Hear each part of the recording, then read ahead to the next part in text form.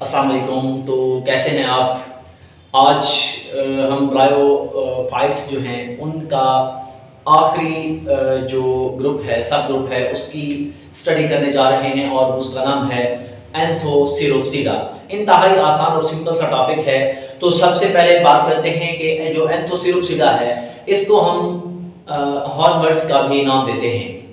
मतलब जो हेपाटिकोप्सिडा था उसको हम लिवरवर्ड्स कहते थे और जो ब्रायोप्सिडा था उसको हम किस चीज़ का नाम देते थे, मॉसिस का। लेकिन जो लास्ट में आखिरी सब डिवीजन है उसका नाम है एंथोसिरोप्सिडा और इसको हम जो दूसरा नाम देते हैं वो है हॉर्नवर्ड्स। इसके अलावा अगर देखा जाए जो हेपाटिकोप्सिडा था वो सबसे सिंपलेस्ट ब्रायोफाइट होते हैं और उनसे थोड़ा सा एडवांस जो हैं वो ब्रायोफाइट्स हैं।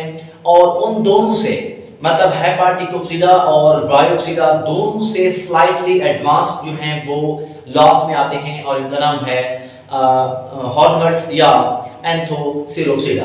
तो इसके अलावा अगर देखा जाए ये कहाँ पे पाए जाते हैं, hilly areas of Pakistan. Pakistan के जो पहाड़ी इलाके हैं वहां पे ये प्लांट्स देखने को मिलते हैं। तो इनकी एग्जांपल देखी जाए, एंथोसिरोस जो है ये एग्जांपल है एंथोसिरोप्सिडा की। तो इसको याद करना थोड़ा सा आसान है क्योंकि एंथोसिरोप्सिडा एंथोसिरोस नाम जो है वो मिलता है, इसी वजह से इसमें आपको मुश्किल नहीं होगी। तो इसकी प्लांट बॉडी की बात करें तो इनकी जो प्लांट बॉडी है वो है गैमेटोफाइट और स्पोरोफाइट्स, दो तरह की प्लांट बॉडी है। तो इसकी जो गैमेटोफाइट है इनकी जो गैमेटोफाइट है वो हाईली लोब्ड होती है, काफी सारी उभरी हुई होती है, जैसे ये है उभरी हुई है।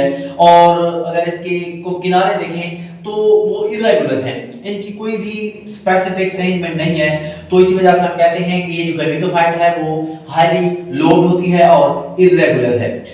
अब अगर बात की जाए सेक्स ऑर्गन की तो इनके पास कोई भी एंथ्रीडियोफोर या आर्चिगोनियोफोर्स नहीं होता।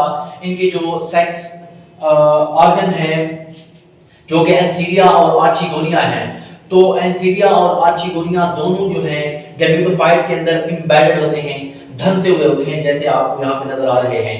तो ये हमारे पास थी गैमेटोफाइट। इसके बाद है स्पोरोफाइट। तो स्पोरोफाइट डिपेंड नहीं करती गैमेटोफाइट पर। बाकी आप ध्यान में रखें जो पहले वाले दो सब ग्रुप थे उनके अंदर स्पोरोफाइट हमेशा डिपेंड करती थी गैमेटोफाइट पर, लेकिन इसमें एंथोसिरोप्सिडा के अंदर जो स्पोरोफाइट है वो इंडिपेंडेंट है।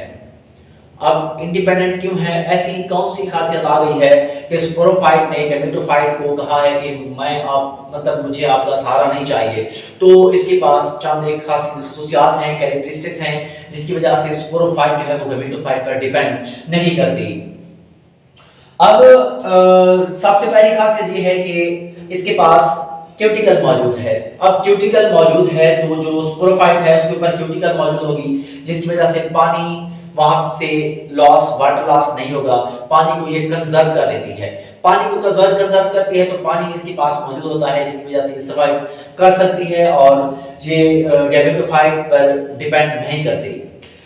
अब इसके बाद अगर देखें तो जो स्पोरोफाइट है इसके पास क्लोरोप्लास्ट और स्टोमेटा मौजूद होते हैं।